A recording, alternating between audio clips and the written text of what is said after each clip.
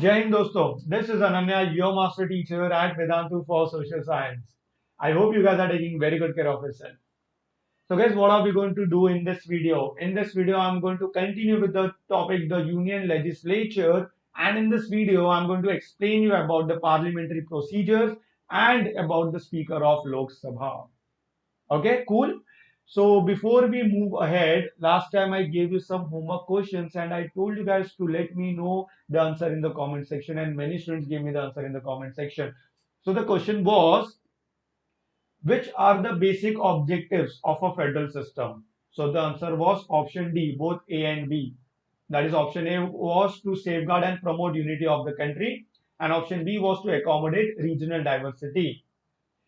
The second question was, the Indian Constitution provides for the dual citizenship of India.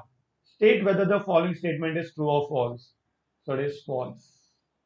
Okay, our Indian Constitution only provides us with single citizenship. So the fastest three students who gave the right answer in the comment section was Radhika, Janvi, and Sweetie. That's amazing, guys. And by the way, congratulations to all the students who gave the answer in the comment section. Because for me, that is also very, very important because you guys are trying. Okay. So that's amazing, guys. That's amazing. So, class, what are we going to cover in this particular video? In this particular video, we are going to cover. Just hold on. Yeah, we are going to cover about the parliamentary procedures, the Speaker of Lok Sabha, and the role and functions of the Speaker. So these are the topics which we are going to cover in this particular session. So before we start with this topic, if you remember last time I covered all these topics. I explained you about the federal system of India. I explained you the importance of federal system in India, some of the federal features in India, some of the unitary features we have in India, and about the Lok Sabha.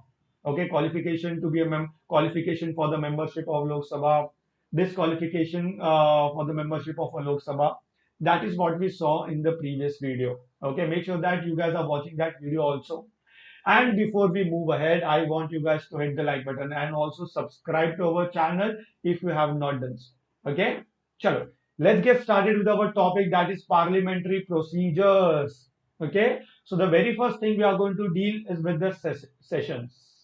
Okay? So parliamentary procedures with the very first point we are going to cover is about the sessions. Guys, the president summons each house. Summons means starts. So the president is responsible to summon each house, Lok Sabha as well as the Rajya Sabha.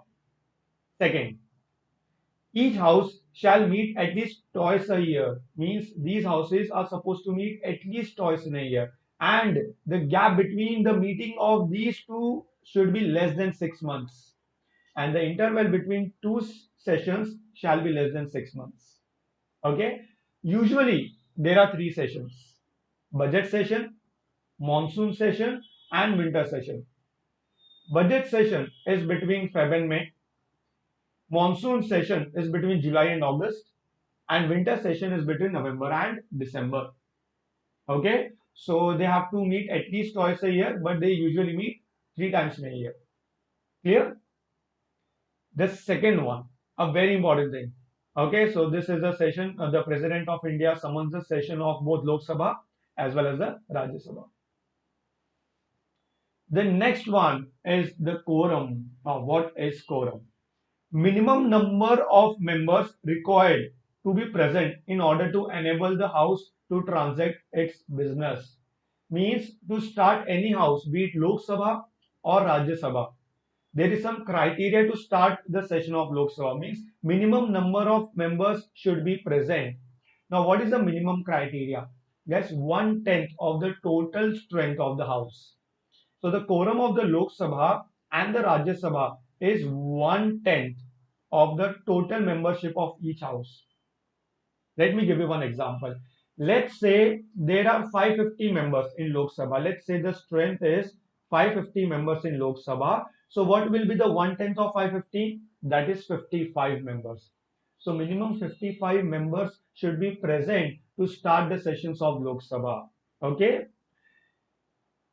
This means that the House cannot conduct its proceedings and pass bills and resolutions without the presence of at least 1/10 of its total membership. So if minimum 1/10 members are not present during the start of the session, then the proceeding will not take place. The house may be adjourned. Adjourned means it will be suspended for that particular day. Great. So the minimum criteria to start any session is 1/10 of the total membership of each house. I just gave you an example of 550 members from Lok Sabha. The speaker may adjourn the house or suspend the meeting until there is a requisite quorum. As I told you, if 1/10 of the members are not present, the house will be suspended until and unless 1/10 of the members are not attending the session. So this is what is quorum. Minimum number of members required to present in order to enable the house to start its proceedings. Okay, which is 1/10 of the total membership of Lok Sabha, and same goes for Rajya Sabha. Clear? Great. The next one, question hour. Now, what is question hour? The first hour on every working day of the Lok Sabha is reserved for the questions unless otherwise decided by the speaker. Means, let's say the session starts at 11 a.m. So from 11 a.m. to 12 noon, this time will be given for question hour. Who can ask questions? The member of parliament can ask questions to the government or the concerned ministers. Okay, so this is what is question hour. Now these questions are based on what? Like when Salman Khan will get married?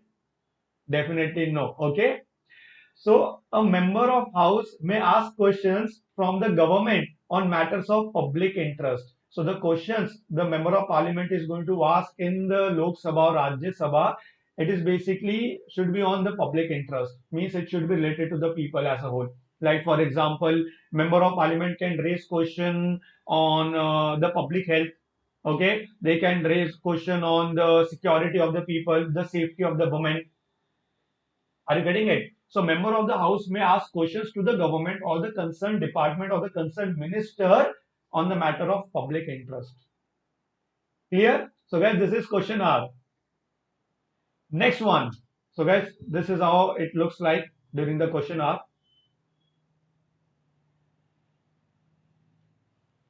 The right of the members to ask questions from the government is known as interpellation. Guys, what is interpellation? Interpellation is a term which is given to this particular system, a pattern in which a member of parliament can ask question to the ministers or to the concerned minister or to the government. So this system is known as interpellation. The right which is given to the member of the house, okay, to ask questions to the government. Now, this is a very important point. A member has to give 10 days notice for a question. Means it is not like today if I am asking a question, so then the concerned department, let's take an example, if I'm asking question on public health, so I'm asking question to the Ministry of Health. So today I'm going to ask question and I will give the Ministry of Department 10 days to give the answer. No, this is not the case. The member has to give 10 days notice for a question. Means today I will submit the question to that particular department and after 10 days, I will be getting the answer during the question hour. I hope you guys are getting it. So I need to give the question on a priority basis. Okay. And then after 10 days, I can expect the answer from that particular department. Whatever question I have asked to that particular department or to the government.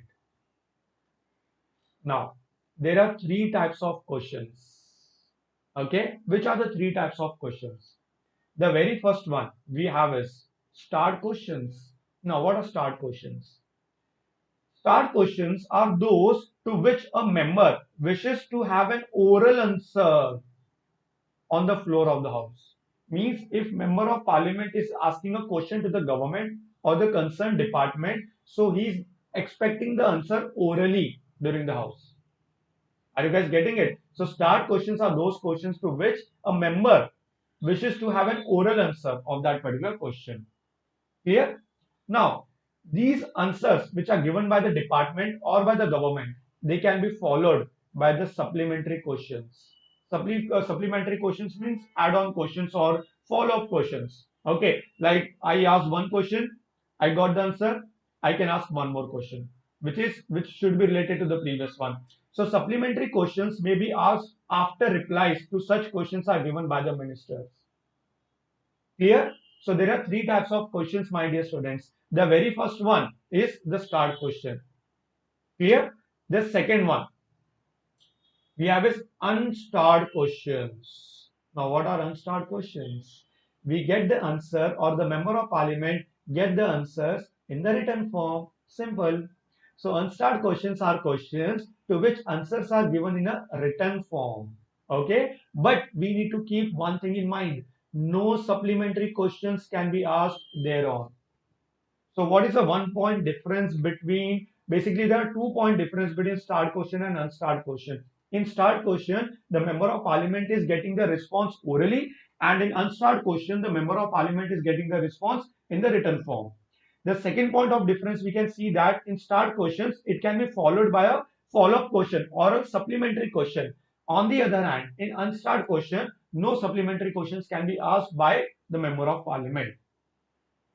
Here, next, short notice question. Guys, this is a very important. Short notice questions relate to a matter of urgent importance. So such questions are asked with a notice shorter than a period of 10 days.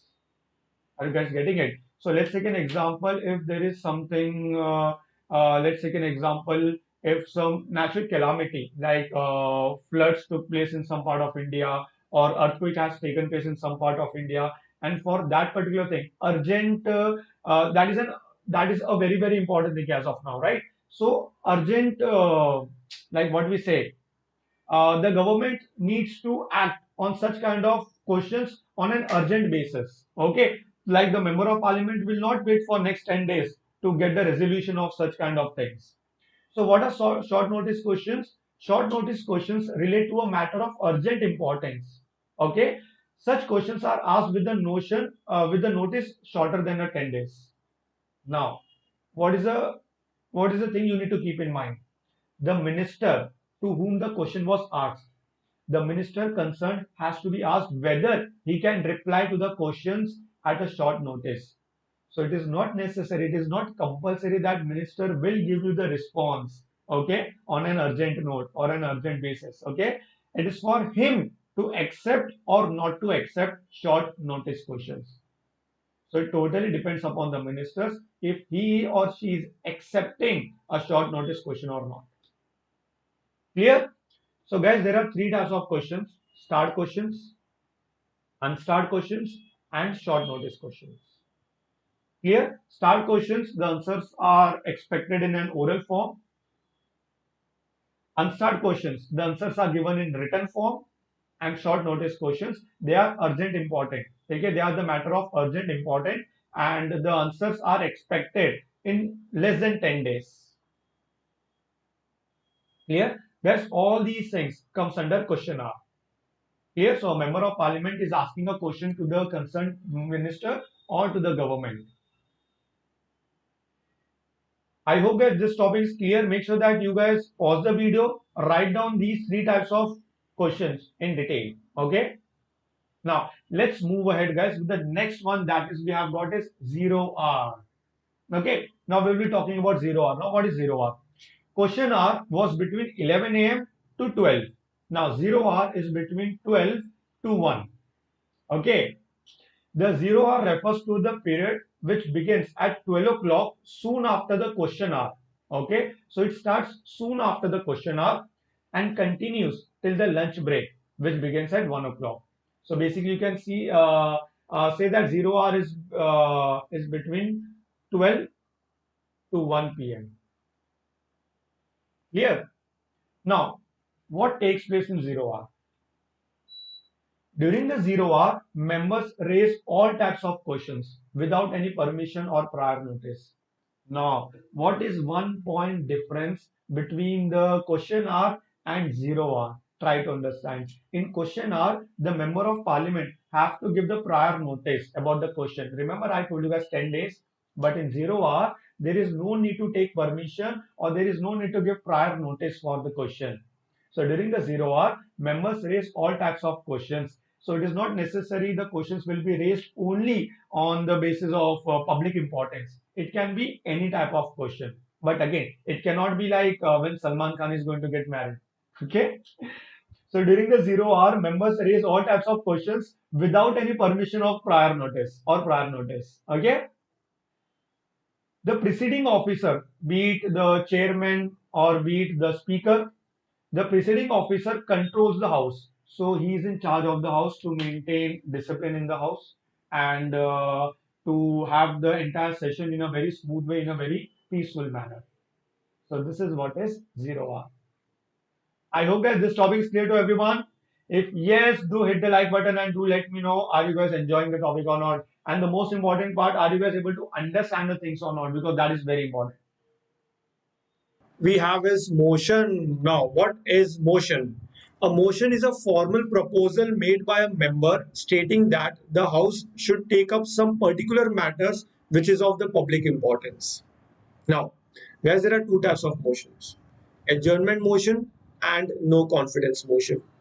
Let's understand what is adjournment motion. Guys, during adjournment motion, what happens? All the business, all the other matters are set aside, and the matter of urgent importance is taken into consideration or it is discussed in the House by the government. Like, for example, railway accident took place and many people died, or due to some natural disaster like flooding activities, earthquake, volcanic eruptions. So, in such cases, the rest of the matters or the rest of the business is set aside and such urgent matters are discussed. So, which is known as adjournment motion. Next, no confidence motion. Guys, what is no confidence motion? How a government, how a political party comes into the power. Guys, when a political party gets majority of the seats in Lok Sabha elections, they form and they run the government for 5 years in India. Now, what happens, guys? Sometimes the opposition political party passes a no confidence motion against the government. Now, what is no confidence motion? Wherein they say that we do not have any confidence on the government, we will not support the government. So, the prime minister and the entire cabinet minister has to resign. So, they give the resignation. No. So there is a procedure which is followed. Like, let me tell you the procedure. What happens when the opposition political party gives the no confidence motion in the Lok Sabha? Minimum 50 member of parliament should support or should give an assent to this no confidence. They should support this no confidence, at least 50 member of parliament. Next, what happens? For the next 10 days, there is a discussion or debate in the Lok Sabha in the sessions of this no confidence, and after 10 days, a voting takes place. Okay, and in this vote, if this motion passes, means, let's take an example, if the ruling political party is unable to show the majority, like majority of the member of parliament support of a government, and if the no confidence motion passes, then in that particular case, the the prime minister and the entire cabinet minister has to resign. So this is no confidence motion. So these are the two types of motions. Clear? Great. Next one. Adjournment and propagation of the house. Now, what is adjournment and propagation of the house? Adjournment of the house means suspension of the sitting of the house of the speaker by the speaker. Means if that particular day has been suspended, adjournment means suspended. So that particular day is suspended. It is done by the speaker of the Lok Sabha. Okay, it can be done by the speaker of the Lok Sabha. On the other hand, what is propagation of the house? Yes, propagation means termination of the session of the parliament. Means when the entire session is terminated. So that is done by the president. Guys, understand? Adjournment is done by the speaker of the Lok Sabha, and propagation of entire termination of the session of Lok Sabha is done by the president. Okay, great. So guys, this is what you guys are supposed to remember. Now you will have a question, sir, why it is done? Guys, it can be like if the entire business or the matter for that particular day is over, so then the house is adjourned for that particular day, which is done by the speaker, or it can be due to some death of a member of parliament or ex-member of the parliament. Then in that particular case, the house may get adjourned, or it can be due to the quorum, which I discussed with you earlier in this particular session. Remember, I told you guys 1/10 of the total strength of the Lok Sabha and the Rajya Sabha should be present during the session. If this criteria is not met, the session cannot be started. So in that case, president or the speaker can adjourn the session for the day. Are you guys getting it? Great. So adjournment of the day of that particular sitting can be done by the speaker, and entire termination of the session is done by the president. So guys, I hope you guys are able to understand everything. Okay. Guys, before we move ahead, let me tell you guys an amazing feature which any online institute nor any offline institute will give you this. Now, what is this? Just listen to me very, very carefully for a few minutes. Yes, that is Vedantu Improvement Promise. Now, what is this VIP? Before I tell you about VIP, let me tell you guys about our pro subscription. What are the benefits if you subscribe or if you enroll to our sessions? First of all, here you will find unlimited live classes. So basically, you can attend unlimited live classes. I'm not talking about the recorded classes. You can attend unlimited live classes with all the fun and high level quizzes. So while you attend these classes and while you attend these quizzes, you are basically competing with the students from throughout the world. How? Because students in Vedantu are not only from India, they are from different parts of the world. So just look at the competition. You are basically competing with the students across the globe. Yes. Now you'll have a question, sir, what if we miss the session? Then in that case, you can watch the replays. And these replays are going to be interactive replays. What are interactive replays? If you watch the replay, still you can participate in the quizzes. Still you can find your name in the leaderboard. So it is equivalent like a live session, right? Next, you can download all the content, that is the handwritten contents of the master teachers. Yes, so the problem of notes is also solved. Not only this, you can ask doubts inside the class during the session. Are you guys able to ask me doubts over here? No. I know that you guys are able to understand everything, but are you guys able to ask me doubts? No. Over there, you guys can ask me doubts. Tests are taken, assignments are given to you. Not only this, you have an access to unlimited live micro courses and crash courses, which is going to be absolutely free for you. So the students who actually pay for these micro courses and crash courses, it is going to be free for you. So that's an amazing thing, right? So basically you are attending more and more number of classes with less of the price, right? So these are the advantages of subscribing or enrolling to our sessions. It is very simple, guys. You can check the link which is there in the description box, and it is also pinned in the comment section. If you apply my coupon code as EDPRO, you will get additional discounts. Let me tell you about our pro subscription plan, guys. Whatever benefits I said you now, all those are there in ProLite subscription. And the cost for this subscription is just 30,499 for 1 year. And you can also try this for 1 month, which is at 2,600. Again, if you apply my coupon code as ADPRO, the price will come down.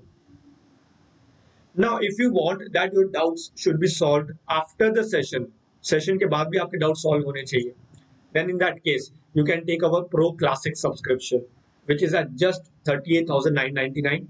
You will get an access to Doubts app, wherein you can ask doubts after the session also. Okay, and this is also available for 1 month, which is at 3,300. Again, if you apply my coupon code as ADPRO, the price will come down.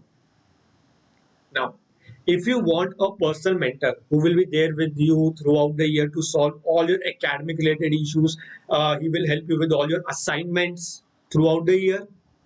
So in that case, you can take our Pro Plus subscription, which is at just 55,999.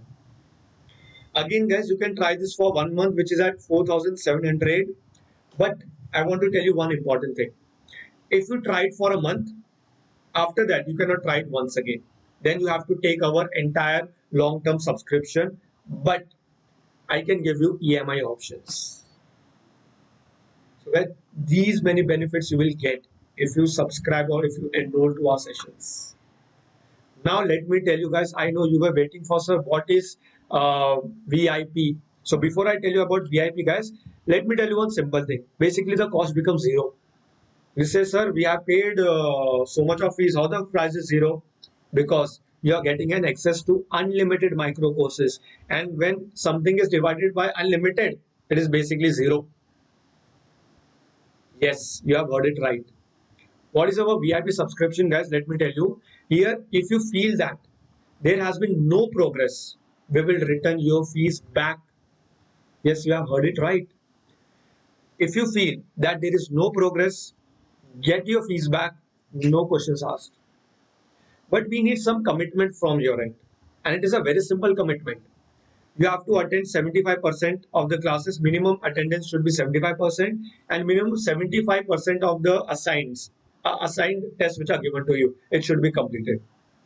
If you can give us such commitment, we are promising you that you will get an assured progress. If still you feel that there is no progress, fees will be returned back to you. This promise no one will give you, be it any online institute or be it any offline institute. This is what we are giving you, right? So guys, batches are going to start. Have a look on the batches which we are going to start. Pause the video, look for the batches which you have, which are going to come up, and enroll to our sessions ASAP. The link is there in the description box and it is also pinned in the comment section. Okay, go over there and enroll to our sessions. Now, guys, now we will understand the Speaker of Lok Sabha. Okay, now till now we came to know about the proceedings of Lok Sabha, of the Parliament. Now we will understand the Speaker of Lok Sabha. So let's get started, guys, with the speakers of Lok Sabha. By the way, guys, Sri Om Birla, he is the Speaker of Lok Sabha as of now. So let's understand about the Speaker, the position as a Speaker of Lok Sabha. Okay. Presiding officer who conducts the business of the house. So he is the presiding officer who actually conducts all the business, all the matters of the house.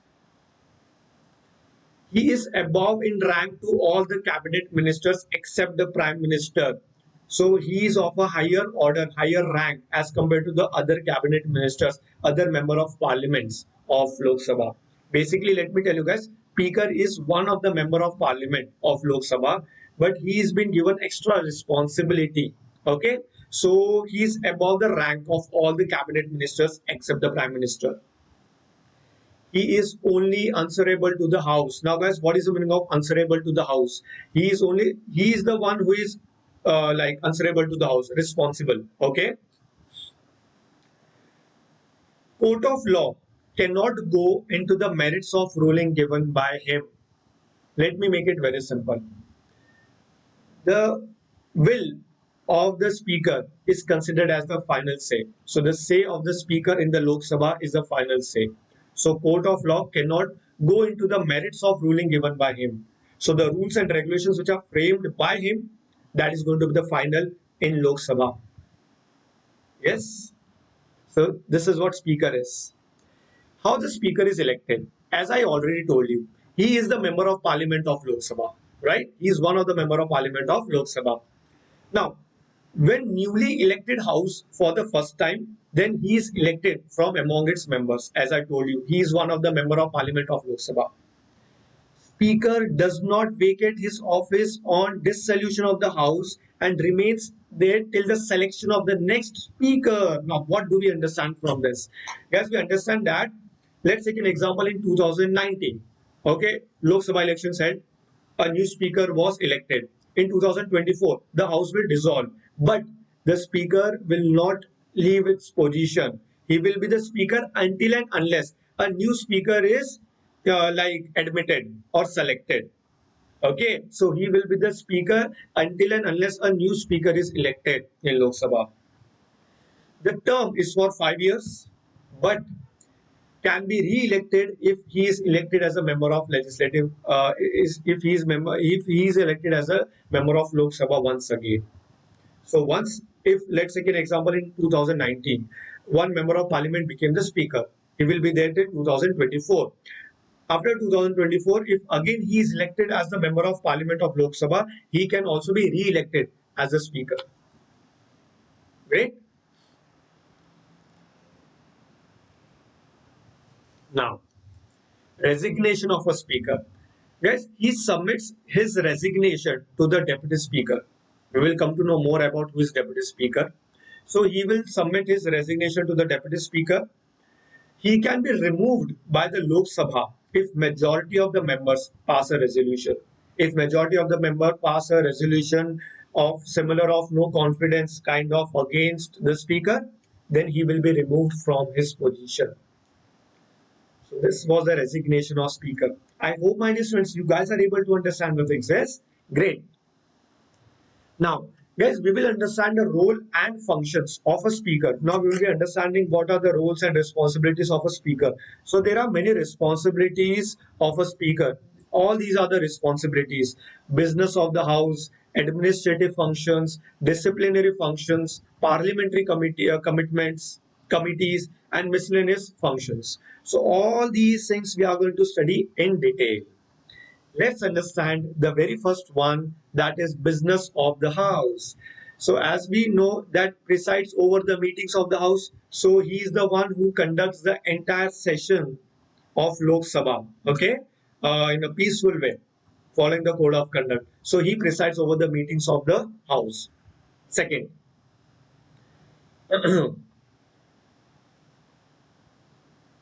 yeah, the second is his decisions regarding the parliamentary matters are final. As I already told you earlier, as I already said you earlier, his decisions regarding the parliamentary matters are going to be final. So his say in the parliament in the session is going to be final call. Bills passed in the house are signed by him before sending it to Rajya Sabha or President. So what are bills? A proposed law. As I told you in my previous sessions, what are bills? A proposed law. It is not a law. It is not an act. It is a proposed law. So the bills which are passed in the house are signed by him before it is sent to Rajya Sabha or the President. The very first function. Okay, so that is business of the house. The second one on the screen, business of the house too. Okay, let's continue. Decides the admissibility of the questions, resolution and motion of adjournment. Okay, so validity, guys. He decides the admissibility. What is the meaning of admissibility? Validity. Okay, so the questions which are asked in the sessions, during the session, the resolution or the motion of adjournment which we saw earlier in the session. So all these, what is the validity, what is the validity of these questions, what, how much questions are valid, what are the resolution, how much they are valid in nature, are the motions of adjournment which are taken, are they valid? It is decided by the speaker. He puts the issues for vote and announces the final results. So if you remember the no confidence motion, so the result of the no confidence motion is announced by the speaker. He does not vote in the house except when the equal votes on both the sides. So let's take an example. If votes are being, if voting is being taken, and if both the parties got the same vote, same number of votes. Let's say there are 100 voters, 51 and 50 for the other party. So in that case, he will give the vote until and unless he will not give the vote. So he does not vote in house except when equal votes are on both the sides. He decides whether the bill is a money bill or not. Okay, if you remember, already I gave you the explanation of money bill in my introductory session. What is money bill?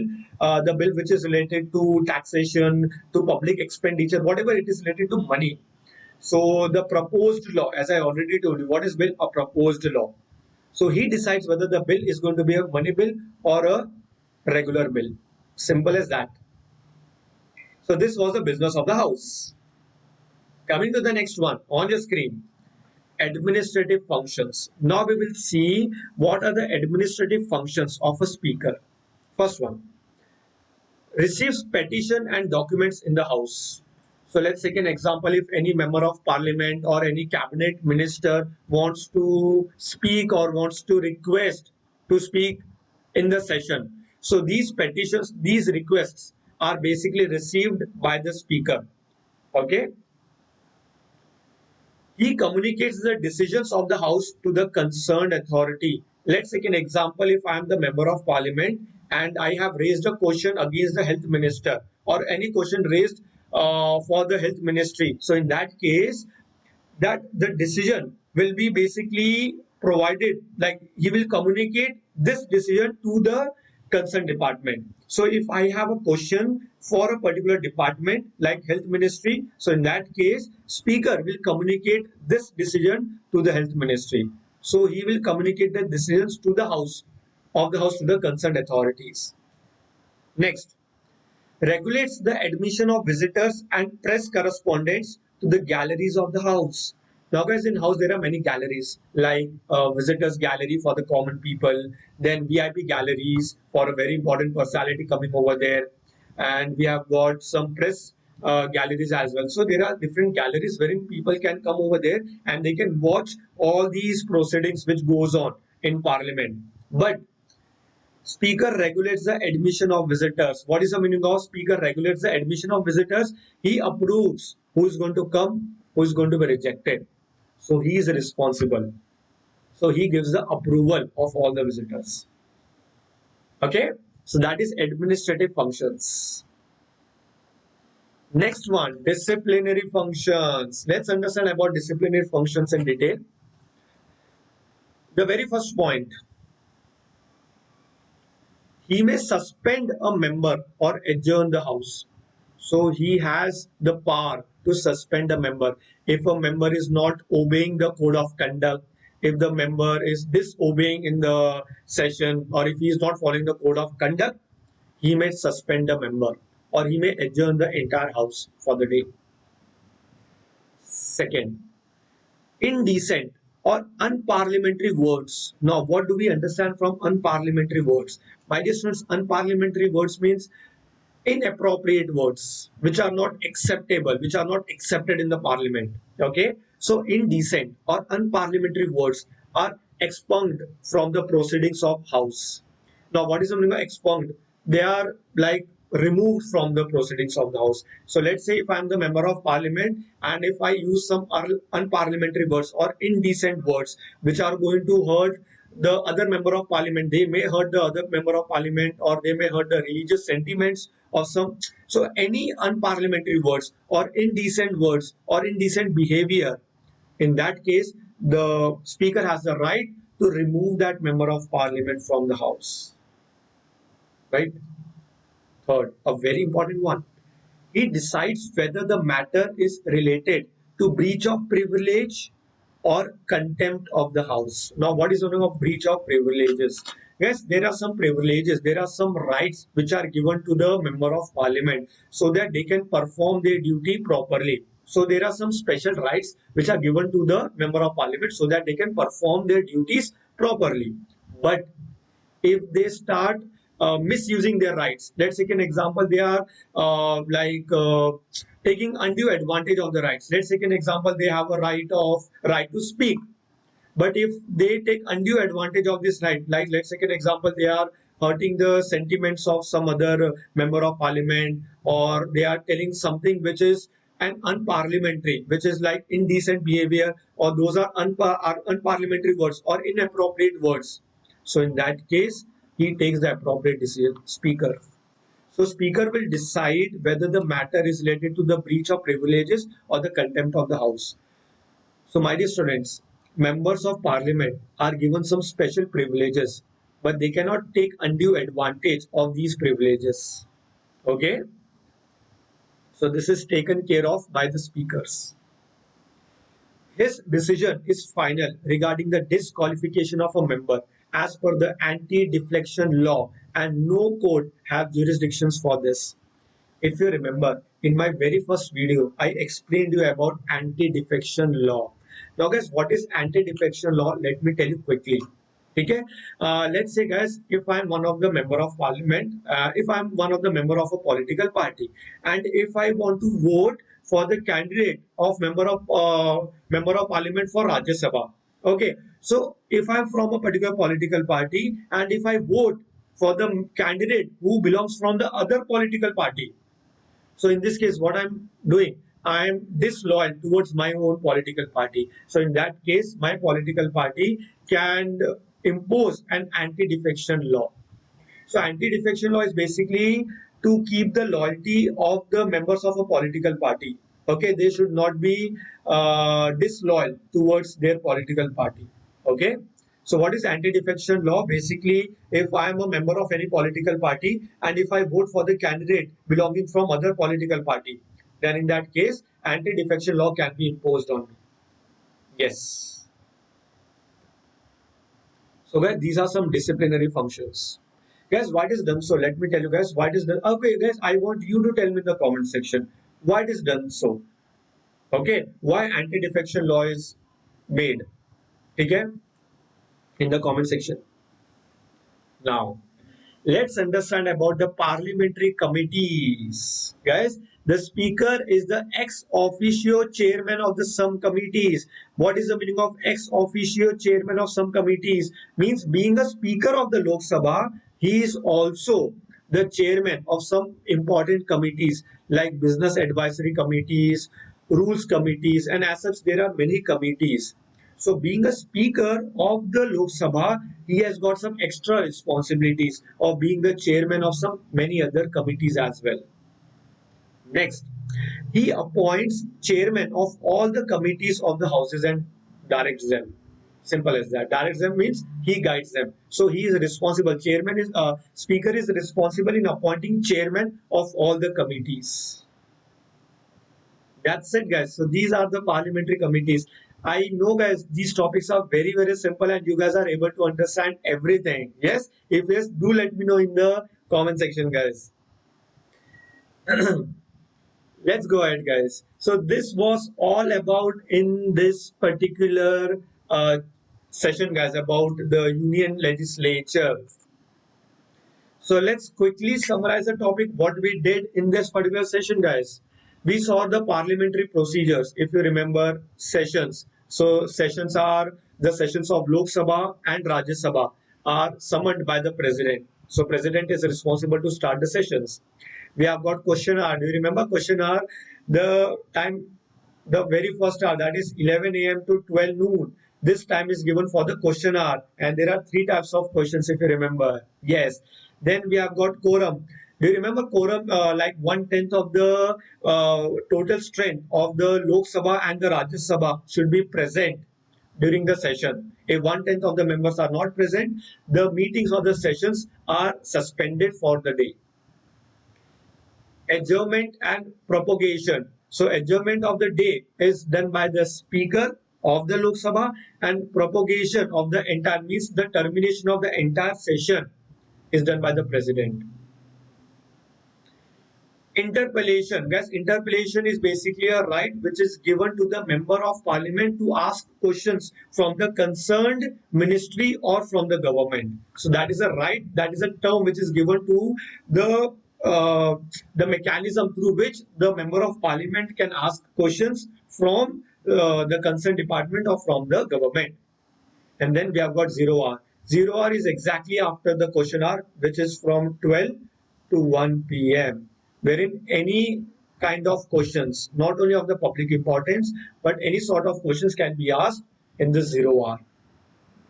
So guys, these are some of the parliamentary procedures which we saw. And now, guys, this is the time for the homework question. Okay, before we head towards the homework question, there are some more recap part. Speaker and his functions. So how it is elected? The speaker is elected from among its member by Lok Sabha. As I told you, speaker is one of the member of parliament of Lok Sabha.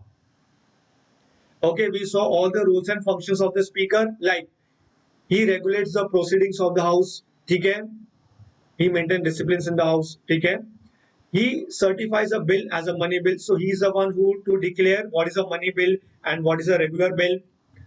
He maintains discipline in the house. He is responsible to maintain the code of conduct and discipline in the house. And he is responsible to take care of that. All the members of parliament should follow the code of conduct. He puts the issues to vote and announces the results. If you guys remember, as I told you during the session, like during the no confidence motion, if voting has to be done and the results are to be declared, it is done by the speaker. He does not vote in the house except when there is a tie, and he presides over the joint session of the parliament. So guys, sometimes what happens, there are joint sessions of Lok Sabha and Rajya Sabha. So speaker presides over the joint session of the parliament. So these are the roles and functions of speakers which we saw. And now guys, this is the time for homework question. I want you guys to let me know in the comment section the answer for all these questions.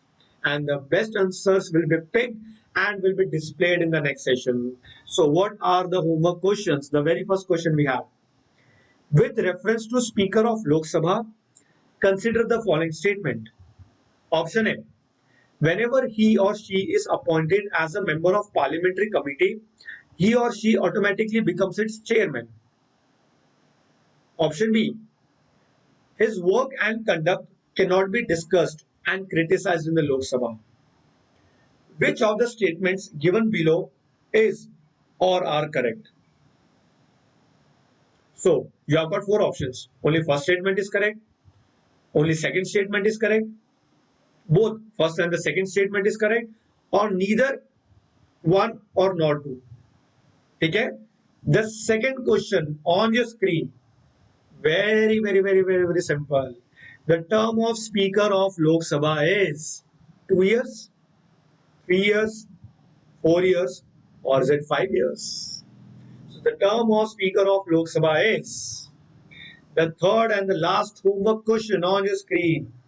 Budget session of Parliament happens in option A, November to December, option B, Feb to March, or Feb to May, option C, July to August, or is it option D, Jan to Feb? So budget sessions of the Parliament happens in which of these months? So these three questions are going to be your homework questions. I want you guys to tell me the answer in the comment section. Okay. So thank you so much guys for attending the session. We will meet soon in the next session with Rajya Sabha, and do enroll to our session. The link is there in the description box and it is also pinned in the comment section. Do not forget to apply my coupon code as ADPro. So thank you so much students for attending my session. I'll see you guys in my next video. Till then, take very good care of yourself. Bye bye. Take care.